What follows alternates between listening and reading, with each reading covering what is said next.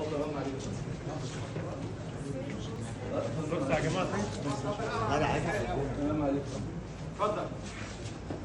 محمود هاشم محمود عبد المعطي، لأنه في 21/2/2024 بدرجة قسم الشؤون محافظة القاهرة شرع في قتل المجني عليها حبيبة أيمن عدلي أحمد، وذلك بطريق الإكراه رغما عنها، إذ إنها وحال استقلالها رفقته سيارة وهي توصيلها لوجهتها بغى إقصائها عن العوام، وفي سبيل ذلك أغلق نوافذ السيارة مغلقهما، إلى أنه قد أوقف أثر ما ابتغاه لسبب لا دخل لإرادته فيه، ألا وهو مكنة المجني عليها من القفز من السيارة زودا عن حريتها على النحو ما ورد بالتحقيقات.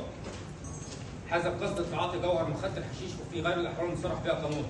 قاد مركبة حاملة اللوحات ف ص 6411 حال كونه واقعا تحت تأثير مخدر. الكلام ده حصل يا محمود؟ يا فندم عليك والله العظيم انا ما عملتش كده. ولا لا؟ لا يا فندم ما حصلش كده يا فندم. والله العظيم ثلاثة يا فندم، والمصحف ده على عينيا. انا لو في بشعة احطها على لساني عشان يبان قدام اهلي وقدام الناس ان انا ما عملتش كده والله العظيم. عشان بس عليك. انا اسف عليك. تمام ولا عليك. لا؟ حصل كان اتهامات دي اسعاف؟ لا يا فندم ما حصلش. انكر. نيابه. تمام عليك. بسم الله الرحمن الرحيم. بسم الله الحق. بسم الله العدل. بسم الله المنزل بالمذنبين اشد العذاب. غافر الذنب شديد العقاب. ونحن امنين بالعفو يوم الحساب.